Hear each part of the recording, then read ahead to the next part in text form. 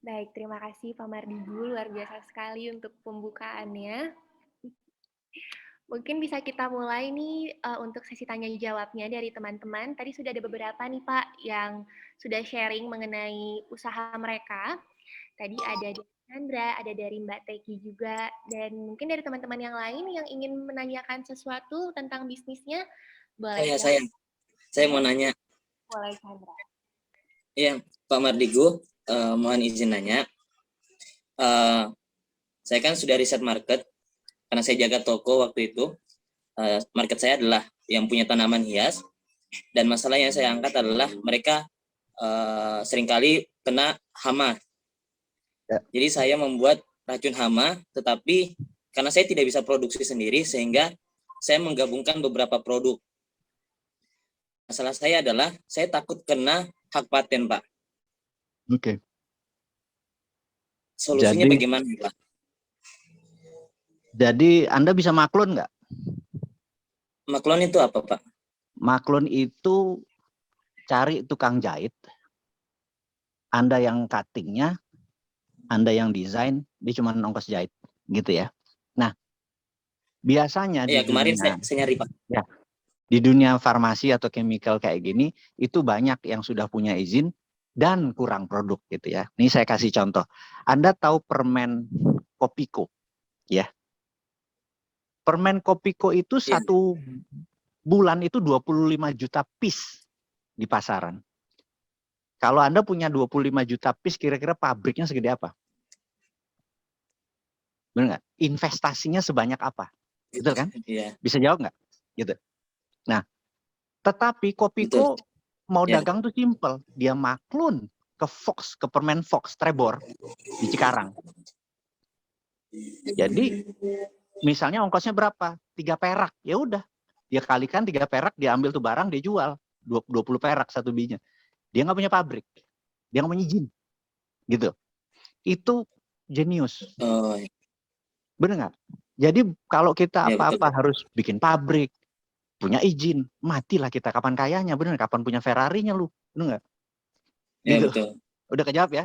Nah, detailnya nanti Anda improvisasi sendiri. Tapi filosofinya Kopiko lah Anda pakai. Gitu. Oke, ada lagi yang lain? Ada lagi yang lain? Saya Pak. Ya. Gini Pak, jadi karena saya jual produk yang di Kolaka itu belum ada saingannya, yaitu coklat memang asli dari Kolaka, ada hal yang membuat saya suka stres sendiri gitu Pak, karena kita sudah produksi besar-besaran misalnya, tapi karena yang saya perhatikan, yang saya alami adalah jumlah penduduk itu mempengaruhi juga bagaimana income yang masuk gitu. Nah, sangat mempengaruhi, dan latar belakang customer gitu, mulai dari anak-anak ini dan segala macam, dan banyak sekali pandangan-pandangan yang bilang coklatnya kok mahal gitu dibandingkan dengan merek-merek yang sudah terkenal kayak Silver Queen dan lain sebagainya gitu. Walaupun saya sudah menjelaskan dengan AIUEO bahwa memang coklatnya asli dan lain sebagainya, dan ya kita mulai juga dari nol, kadang yang membuat saya bingung adalah bagaimana memecahkan masalah yang mempengaruhi tentang itu. Jumlah penduduk Kolaka tidak sebanyak dengan orang-orang di luaran, walaupun memang saya punya tujuan untuk keluar ya produknya gitu loh Pak. Oke, kembali tadi bahwa kita harus taat pada market. Market itu pengen harga semurah-murahnya, benar nggak? Ya, betul. Rasa seenak-enaknya gitu ya, namanya juga market, benar nggak? Ya. Jadi, nah behavior seperti begitu kita yang di awal kita tidak terlalu, saran saya jangan terlalu idealis, gitu. Ya udah campur aja susu lebih banyak 50-50 kalau perlu, bener nggak? Sehingga rasa coklatnya agak turun dikit. Itu contoh aja ya. Kemudian ya sudah dikasih hazelnut atau kacang. Kacang apa yang paling misalnya murah? Kacang tanah. Ya udah dicampur kacang tanah supaya rasa tetap memilih. Tapi harga COGS-nya, HPP-nya turun jauh gitu. Itu cara dagang pertama, sehingga produk Anda yang sekarang jualan itu menjadi produk premiumnya, gitu kan? Itu Garudanya, gitu. Tapi Citylink-nya lo harus bangun, itu Batik R-nya. Lo harus bangun Wings R-nya juga, paham ya? Pemiliknya kan sama, Lion, Wings sama Batik. Tapi Batik mengejar A, terus Wings mengejar C, gitu kan? Nah, jangan paksa C suruh beli A. berbusa-busa kita tidak beli. Mm-mm. Benar nggak? Iya. Nah, oke, udah kebayang lah. Lu pasti lebih pinter dengan apa yang aku omongin barusan, udah paham. Oke, buat Wings Air ya, gitu ceritanya. Oke, next ada lagi. Saya mungkin. Saya bisa.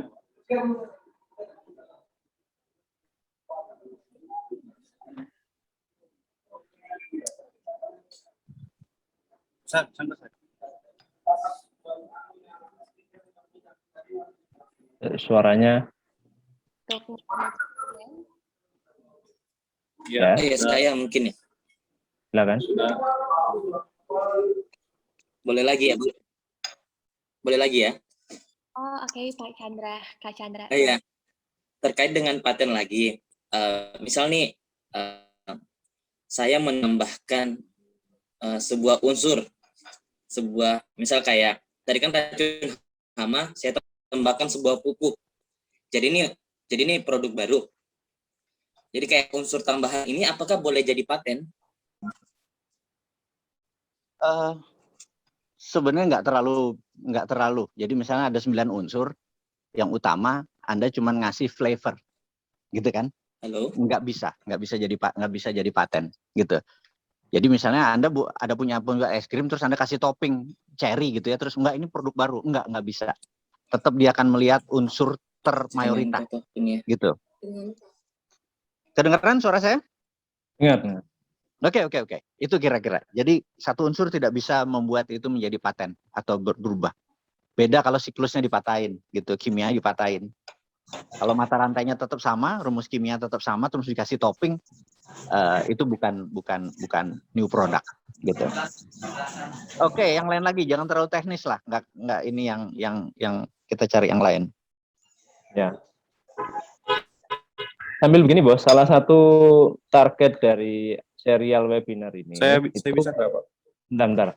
Supaya teman-teman pemuda dan mahasiswa ini punya cara pandang baru, sebagaimana yang Bosman sering angkat, bagaimana new mind bersikap dalam bernegara, dalam berwirausaha, nah, sehingga teman-teman ini tidak mengikuti siklus pola yang lama. Ini disampaikan juga, Bos. Oke, tanya jawab aja dulu. Oke, lanjut. Ya, silakan. Lagi boleh ya? Teman-teman yang ingin bertanya. Mungkin yang lain, Ya, saya mungkin bisa ya, Pak. silakan. Ya, bisa. Halo. Ya, silakan bertanya. Aduh. Ya, cukup jelas. Jelas, silakan.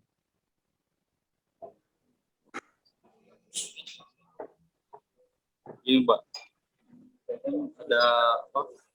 Ada produk itu snack. Rencananya saya itu bingung mau gimana setelah saya kan ini tahap saat ini adalah branding dan lain-lain. Yang saya mau tanyakan gimana jadi apa cara bisnis model reseller itu yang saya tanyakan. Gimana Anda membangun reseller atau Anda jadi reseller? Gimana, Pak? Anda tuh jadi reseller atau Anda punya reseller?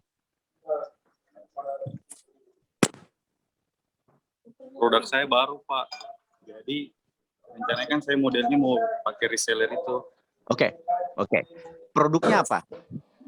Hal umum nggak produknya? Produknya tapi yang tahap branding bisa apa hal gitu di Sultra. Kalah branding. Gimana nggak kedengaran saya? Jadi Anda punya produk baru, produk ini mau pakai reseller, belum punya brand, gitu ya? Gitu ya? Benar nggak? Udah punya brand, Pak. Sudah ada kemasan juga kemarin. Kita juga sudah survei kemarin.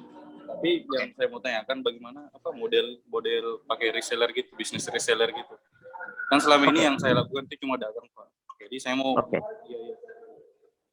Oke. Reseller itu adalah salah satu tool jualan, gitu ya. Jadi salah satu tool, bukan the only tool. Ingat ya. Jadi salah satu tool.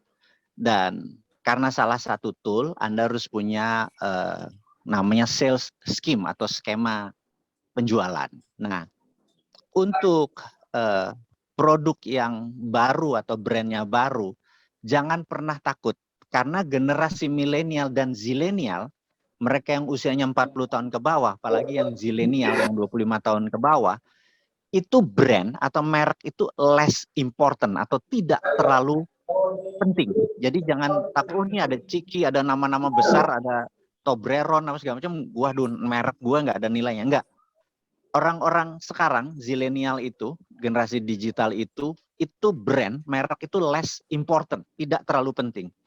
Lalu apa yang mereka pentingkan? Yang mereka pentingkan cuma 3R. Rating, review, recommendation. Jadi, walaupun Anda mau menjual langsung, kayak menjual ke rak di Indomaret, kayak di toko, kayak atau menggunakan reseller, pastikan 3R-nya itu tinggi di dunia digital, gitu. Jadi selama review, rating, dan recommendation-nya tinggi, produk Anda laku. Nah, apa yang harus dilakukan? Ya, pastikan 3R itu ada dalam produk kita. Nggak usah repot-repot membangun nama. Jadi anak-anak sekarang tuh lebih mementingkan rasa, gitu, mementingkan experience-nya, gitu. Mudah-mudahan kebayang ya. Oke, next.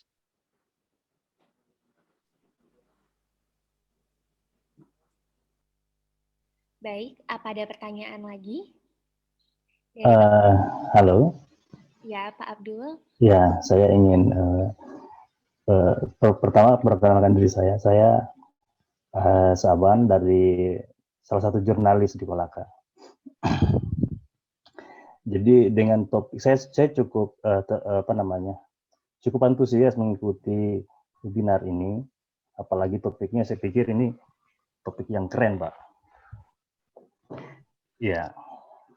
Nah, di Kolaka ini sekarang sebenarnya kita dikepung dengan sektor usaha pertambangan. Nah, halo? Ya, kedengeran. Oke, ya. Kita utamanya di Kolaka sekarang ini dikepung dengan usaha pertambangan. Dan akhirnya banyak sektor-sektor usaha lain, seperti pertanian, perikanan, itu justru kurang mendapat perhatian dari pemerintah.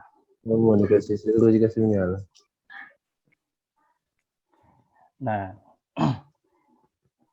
menurut Pak Bosman, bagaimana sebenarnya mengembangkan bagaimana trik-trik yang bagus sebenarnya untuk mendorong minat-minat generasi muda untuk melihat potensi-potensi lokal yang ada di daerahnya untuk dikembangkan. Artinya di luar dari usaha pertambangan, tapi memanfaatkan sumber daya yang ada sekarang ini. Artinya sekarang kita punya Antam, punya Vale, punya perusahaan-perusahaan tambang lain. Nah, saya pikir ini sebenarnya adalah resources yang harusnya bisa digunakan oleh generasi muda untuk mendorong sektor-sektor lain, sektor-sektor usaha lain. Ya, saya pikir begitu. Terima kasih. Terima kasih Pak Abdul. Pak Abdul, jadi terima kasih pertanyaannya, itu cukup luas gitu ya jawabannya atau pertanyaannya. Jadi kita tahu ada buku yang menarik, jadi teman-teman saya sarankan untuk membaca buku tersebut. Pengarangnya namanya Patricia Aburdin. Judul bukunya adalah How to Swim with the Shark Without Being Eaten Alive gitu ya. Bagaimana berenang dengan hiu tanpa kita dimakan hidup-hidup gitu ya. Nah, jadi kayak Vale, Antam, dan banyak lagi perusahaan-perusahaan besar yang di Kolaka itu adalah shark gitu ya. Nah, kita di dunia laut itu, ikan hiu itu kan ganas gitu ya, dia makan apapun. Nah, lalu ada ikan-ikan kecil yang di belakang dia yang ngikutin. Begitu dia makan sesuatu, rempahannya dimakan sama ikan-ikan itu. Nah, kita ini kan hanya ikan-ikan kecil gitu ya. Dan jangan pernah berhadapan sama hiu tadi. Dogfight, berhadapan muka sama muka. Kita berenang aja sama dia kemana aja ngikutin, dia makan, kita makan sisanya gitu ya. Nah, itu adalah strategi saat ini namanya survival mode. Jadi kita survive dulu, menangkap dari apa yang Shark itu lakukan, sambil pelan-pelan kita membangun supaya diri kita menjadi besar, menjadi Shark, gitu ya. Itu semua ada proses, gitu. Kalau kita dari awal sudah melawan ikan tersebut, hilang kita, gitu kan. Nah, ini hanya analogi, gitu ya. Mungkin tidak menjawab eksplisit dari pertanyaan Abang, tapi saya cuma menggugah teman-teman bahwa, oh iya, jangan pernah melawan giants, gitu. Tetapi bagaimana hidup dia, dan dia tidak lihat loh itu, kalau dia berenang di belakangnya, karena kan ikan nggak punya kaca spion kan, gitu. Ya kayak mak-mak naik motor lah, gitu. Semua benar. Nah, hal-hal seperti begini ini kita harus pinter melihat momentum, di mana begitu kita cukup makan, cek kita keluar dari ikan tersebut, kita garap yang lain, toto kita segede hiu, gitu kan. Nah, mudah-mudahan hal ini menjawab walaupun cuman dengan analogi, gitu ya. Karena sekali lagi, menurut saya analogi atau pengandaian jauh lebih efektif ketimbang kata per kata. Oke, next pertanyaan, dan ini terakhir. Mohon izin saya harus ada Zoom meeting berikutnya. Gimana, ada pertanyaan mungkin? Baik, Pak Mardigu, ini ada pertanyaan titipan nih Pak dari Muhammad Fikrian. Dia tanya, saya mau tanya, dia mempunyai produk snack. Bagaimana strategi marketingnya karena dia ini baru mau produksi snacknya, Pak. Terima kasih, Pak.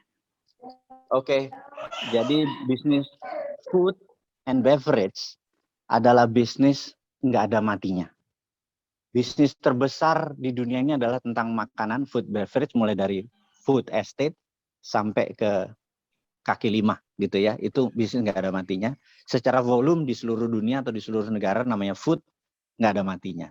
Tetapi di satu sisi food and beverage ini namanya red ocean. Atau red ocean itu laut yang warnanya merah, berdarah-darah, saling sikut, untungnya tipis gitu ya. Tapi bukan berarti pasarnya besar. Pasti ciri-ciri red ocean tuh pasarnya besar. Nah, main di red ocean itu beda strateginya dengan blue ocean. Lautnya biru, pasarnya ikannya banyak, pemainnya sedikit, pemancingnya cuma 1-2 orang gitu. Wah, dia malah udah panen gitu ya. Nah, dunia snack itu red ocean. Jadi kita benar-benar harus ketemu satu yang namanya uniqueness gitu ya. Selama produknya ini common atau tidak ada unik, maaf, you die. Dah gitu aja ya. Gitu.